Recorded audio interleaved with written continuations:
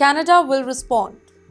Well, that wasn't a warning, that was a message, and it was straight from Ottawa to Washington.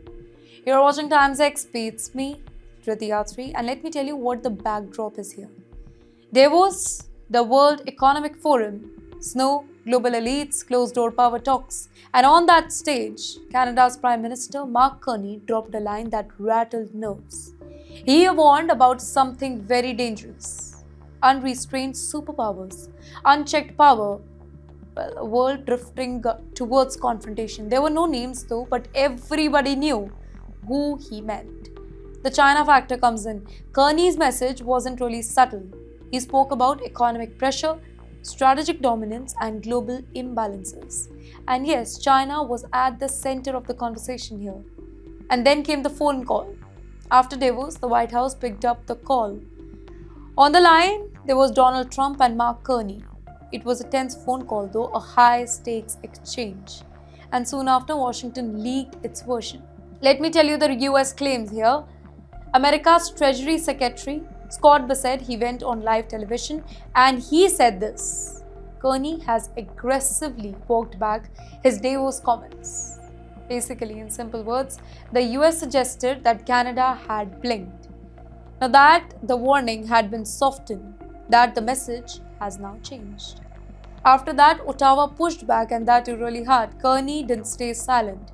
Standing before reporters, he drew a clear line. No confusion, no backtracking here. Let me be absolutely clear. Those were his words. He said that the call happened.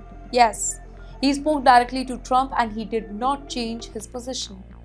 And then came the key line here: I meant what I said in Davos.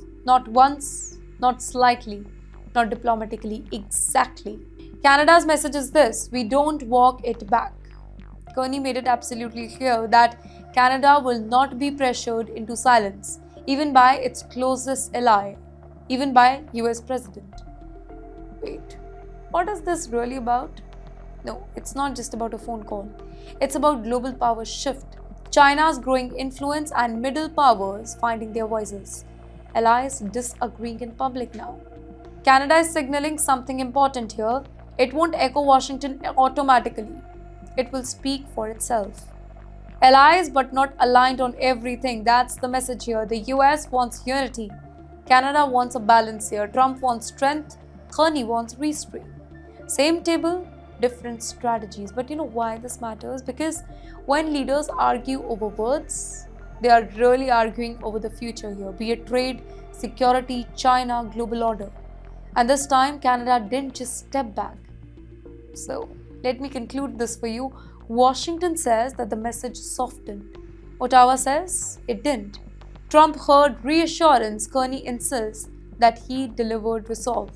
One thing is certain here: Canada is drawing its own red lines, and the world is now listening.